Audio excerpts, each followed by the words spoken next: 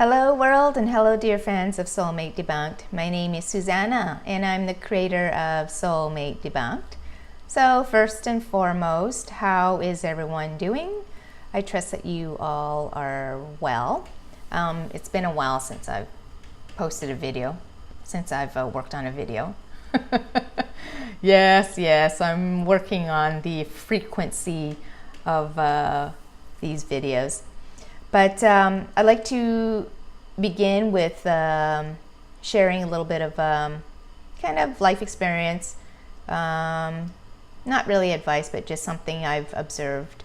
And it's usually always pertaining to myself, but I always like to share it because hopefully it can provide, I don't know if any of you are in the similar situation or have experienced anything similar, but I've noticed recently for myself that I go through what I call momentum highs.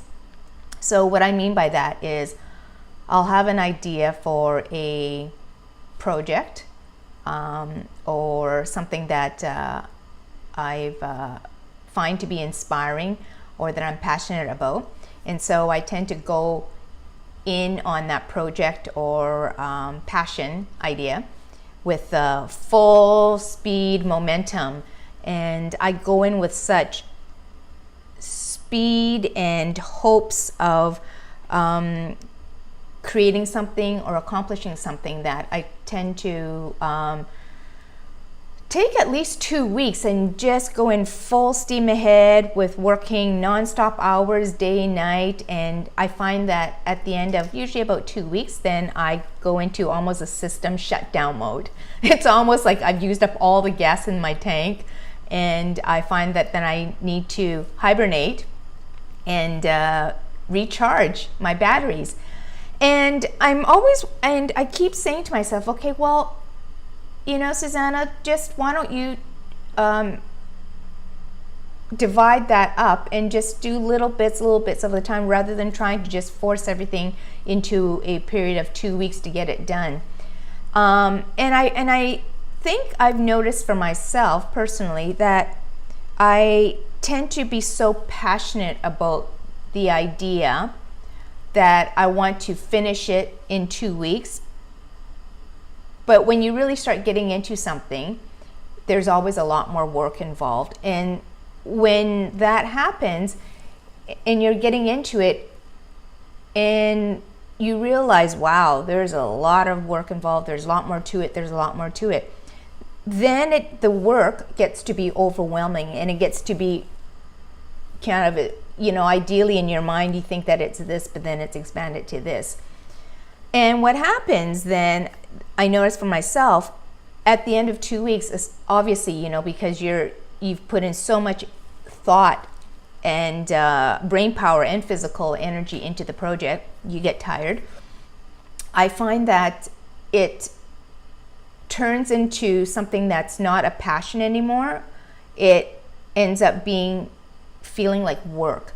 And when that happens, then obviously you get overwhelmed by it and stressed out by it, and then at the end of the day it really doesn't come to completion, or it takes a long time to come to completion. You know, you start off big, you start off with a big bang, and then it just kind of trickles down, and then the most important work is usually, you know, near the end, right, is wrapping everything up and actually putting it out in the world. But I find that I oftentimes don't get to that point, or it takes a long time for me to get to the end point or the completion of the project.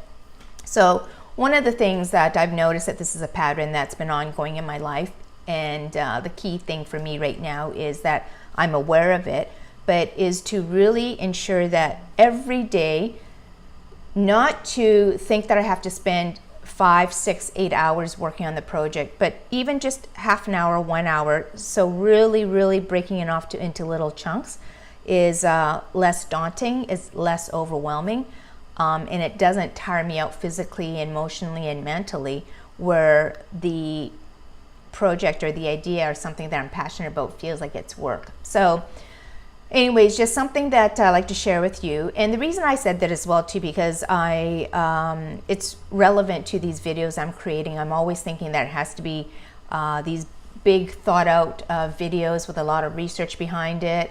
a lot of relevant information. But at the end of the day, as many of you know, one of the intentions for Soulmate Debunked and these videos is just to share my insights, wisdom, experiences, and observations about what I've seen about life, love, romance, and to really just be a source of some kind of a guidance, and to shed light on the different perspective of things as well too. And at the end of the day, obviously, to help you focus on yourself and all the self-love stuff, and to really kind of inspire yourself and to empower yourself. So all of that. Anyways, just a little bit of the pre-topic discussion that I said I'm gonna kind of keep as sort of the pattern of these videos now. So enough of that. We'll have something else different for next time, but let's get into today's topic. And this is kind of to carry or continue on from where I left off on the previous topic, which is about how do I find my soulmate. So for any of you that haven't watched that, check that one out, because it kind of ties into this video as well too.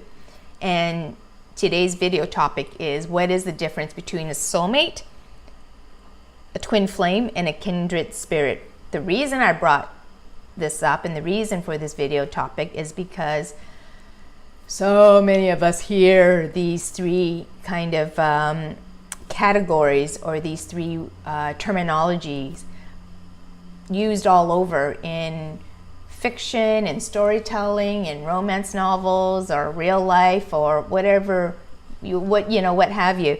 Again, soulmate, kindred spirits, and twin flames. All right, so what's the difference? And again, this is my perspective, my understanding from what I've read and my knowledge and what I'm feeling as well too. So all right, let's begin with let's just begin with saying, do they exist? Now, I know many of you, if you have watched my other videos, you do know that I'm a believer of soulmates. I do believe that they exist. So yes, soulmates do exist. Do kindred spirits exist? Yes, kindred spirits exist. Do twin flames exist? No, I don't believe twin flames exist.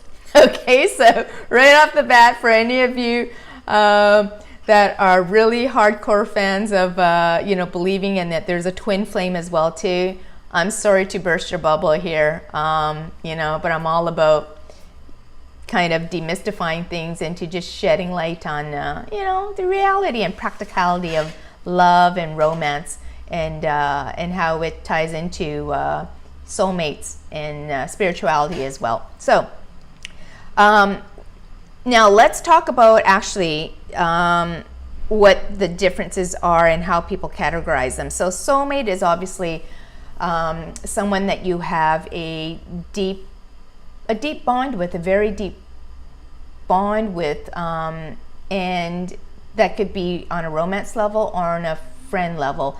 And typically soulmates come into your life because they play a major role in your soul evolution, or your evolution, your human evolution, your soul evolution. They play a major role in just your development.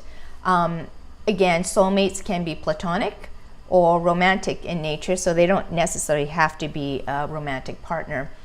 And they truly are how I can categorize, like, friends of the soul, or they're a very, very deep connected friend of your soul. Now, what about kindred spirits? So kindred spirits is another level or a different level of a soul friend, right? It's more so someone that you know, when you meet someone and you just click, you bond, you have a certain vibe with them, but it's very friendly, it's very high level, and they don't really typically play a role in your development and in your evolution. But you know how there's often times where you meet someone and you just have this wonderful conversation with them. You have so much in common. You have the same values and share the same viewpoints in life. And you oftentimes say to yourself, oh, we're like kindred spirits. We just get each other. We understand each other. But that's about it. That's as far as that level goes. And they're not like your soulmate who helps you evolve, or you help each other evolve. Okay. Now, how people define twin flames is, I've often heard many other people say that if you meet a twin flame, this twin flame is your absolute highest level. It is your soulmate. It's meant to be on a very romantic level. It is someone who comes into your life and just disrupts your life and not necessarily bring a lot of chaos, but there's a lot of it's high intense emotions and energy. It's very, very, very intense. Twin flames are supposed to be our mirrors. You know, they mirror us and they show us all our faults and good things. And you know, and again, twin flame relationships are meant to be intense and tumultuous, and they put you to the test, and you know, you go through major ups and downs together. So that's supposed to be you know, the epitome or the highest level of a soulmate that other people refer to. I don't believe in that. So because I truly believe that someone who is your soulmate, or someone who comes into your life, it should be very peaceful. It's gentle. A soulmate in your life, again, whether it's romantic or platonic, is not meant to be tumultuous and tense and a lot of chaotic, not chaotic in terms of bad sense, but just really a high level kind of energy. I don't believe in that. Because your soulmate would never put you through that, or you should never have to put each other through that. Yes, there's ups and downs. I mean, it doesn't mean that a soulmate relationship is, you know, all rainbows and butterflies and, you know, always just positive. You know, there's for sure has to be negatives, right? You have to go through the ups and downs together, but it's not meant to be like so, you know, tumultuous and intense as others describe twin flame relationships to be. Okay, so those are the definitions, first of all. And again, I believe that definitely their soulmates exist, and you can actually have multiple soulmates in one lifetime. I do believe in kindred spirits, but let's just now take away kind of this whole idea of the definitions of, you know, what a kindred spirit is, what a soulmate is, what a twin flame is. So I've explained to you the definitions. In kind of the spiritual side of things, I do believe, and from my understanding, what happens is that we, as souls, as a soul being, we are part of different soul groups. So there are a core soul group that we are have agreed to be part of for who knows how long, for ever since, you know, way back from the beginning. So it's always that core group of primary group of soul beings that you are a part of. Then there's obviously other soul groups that are on the peripheral, and those are oftentimes people that we may call your kindred spirits, and people that you're familiar with because you recognize each other's souls, but they're not part of your core primary soul group. Okay, so a soulmate is part of your core primary soul group. Okay, and as many of you may know, but for those of you that don't, believe it or not, before you incarnate, before your soul incarnates as a human on this earth, you and your soul group have planned out ahead of time the key, how can I say, the key markers of when you will meet each other in your lifetime, how you will meet each other, where you will meet each other, how you will come into each other's lives, all of that. So have you pre-planned this blueprint? Yes, it has been pre-planned. You pre-planned it yourself, your own soul, and you are following your own blueprint. And believe it or not, you've chosen the life that you are incarnated in right now. You've chosen your parents, you've chosen your siblings, you've chosen all the stuff because your soul wanted to learn certain lessons and wanted to incarnate in the body that you're in right now, and where you are and who you're dealing with, to learn different lessons, right? So that's kind of on that higher level. So your soul, again, there is a primary group, and the soulmate is part of that. And then there's other kind of peripheral soul groups, and that's where I call, that's probably where you recognize other people, and oftentimes we refer to them as kindred spirits. Is there a twin flame? No. Again, that goes back to what I was saying earlier. There's no such thing as a twin flame. You have your core soul group and then your peripheral, soul groups, right? At the end of the day, they're all souls. We're all souls incarnate on this earth.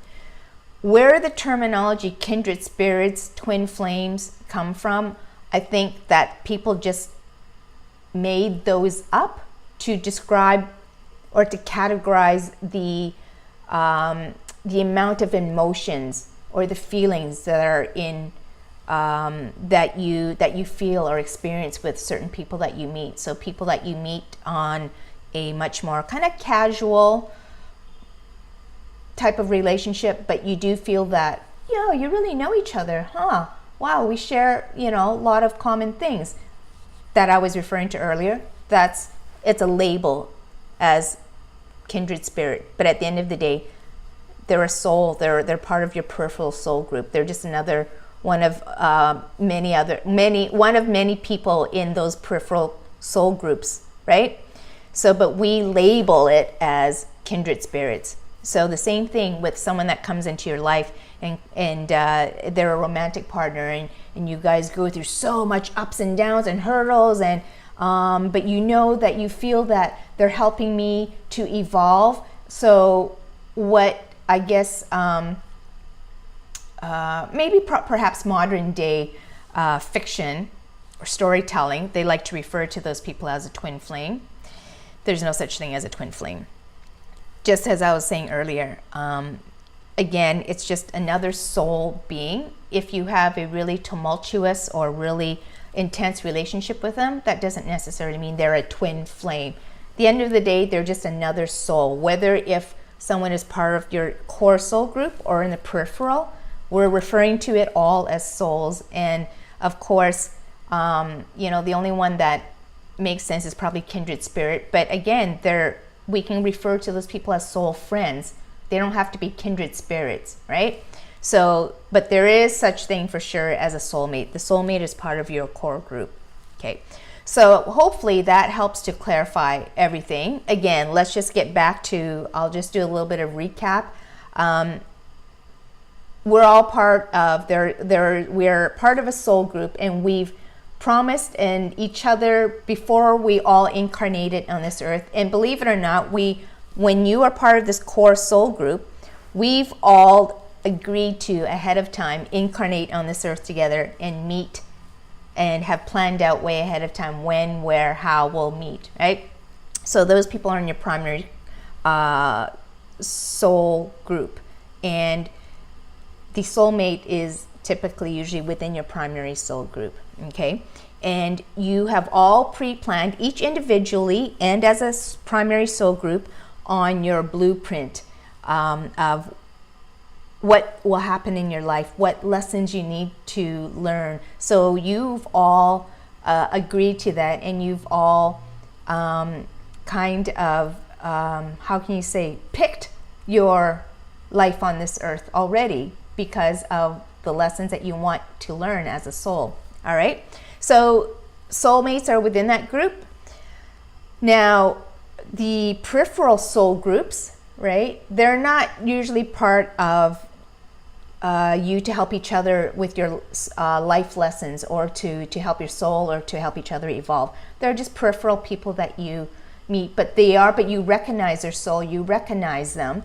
And so typically if they are part of your peripheral group, there will be commonalities, and there'll be things that you share in common, right?